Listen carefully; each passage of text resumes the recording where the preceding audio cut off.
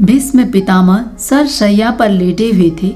युधिष्ठिर महाराज उनसे धर्मोपदेश ले रहे थे। धर्म की बड़ी गंभीर और लाभदायक बातें वे कह रहे थे। तभी द्रौपदी ने कहा, पितामह, मेरा भी एक प्रश्न है, आप आज्ञा दें तो पूछूं। भीष्म बोले, पूछो बेटी, तुम भी एक प्रश्न पूछो, मैं उत्तर दूंगा। द्रौपदी ने कहा, महाराज, प्रश्न पूछने से पूर्व क्षमा चाहती हूँ। मेरा प्रश्न कुछ टेढ़ा है, बहुत अच्छा न लगेगा आपको। अगर बुरा लगे तो रुष्ट न होना। भीष्म बोले, नहीं बेटा, मैं रुष्ट नहीं होता, तुम जो भी चाहो पूछो। द्रौपदी ने कहा, पितामह, आपको स्मरण है जब दुर्योधन की सभा में दुशासन ने मुझे नग्न करने का यत्न किया था।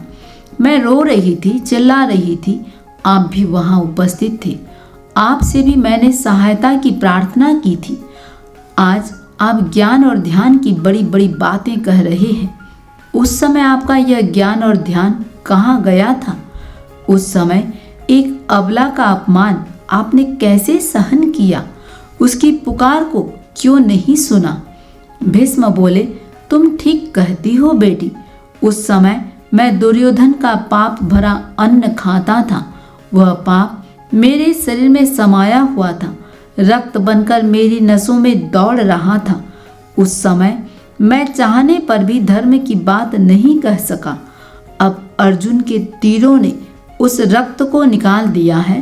पर्याप्त समय से मैं सरों की सैया पर पड़ा हूँ। पाप का अन्न शरीर से निकल गया है, इसलिए धर्म की बात कहने लगा हूँ। यह है अन्न का प्रभाव। जैसा अन्न वैसा मन, जैसा आहार वैसा विचार।